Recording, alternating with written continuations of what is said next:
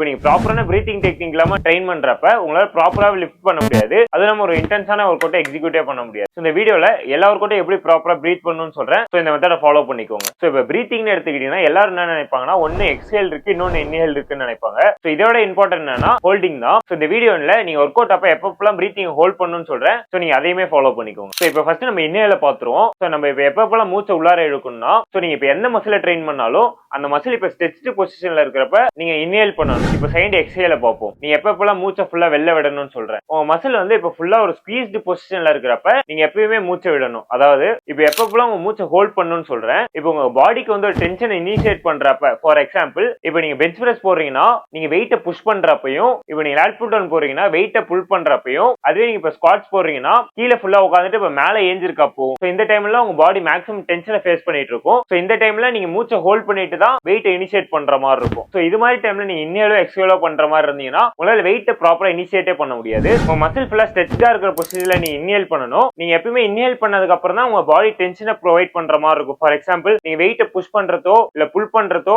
Leg work out அப்ப pressing movement இருக்கும். So inhale பண்ணிட்டு மூச்சை ஹோல்ட் பண்ணிட்டு வெயிட்டை மொத்தத்தையும் பிரஸ் பண்ணிட்டு நீங்க வந்து எக்ஸ்ஹேல் பண்ணணும். ஸோ இதே மெத்தட் தான் மேக்ஸிமம் எல்லா ஒர்க் அவுட்டுக்கும் இருக்கும். ஸோ ப்ராப்பரா ட்ரெயின் பண்ணிக்கோங்க. இந்த வீடியோ உங்க ஃப்ரெண்டுக்கு ஷேர் பண்ணிட்டு இது மாதிரி ஃபிட்னஸ் ரிலேட்டட் கண்டென்ட் என்ன ஃபாலோ பண்ணிக்கோங்க.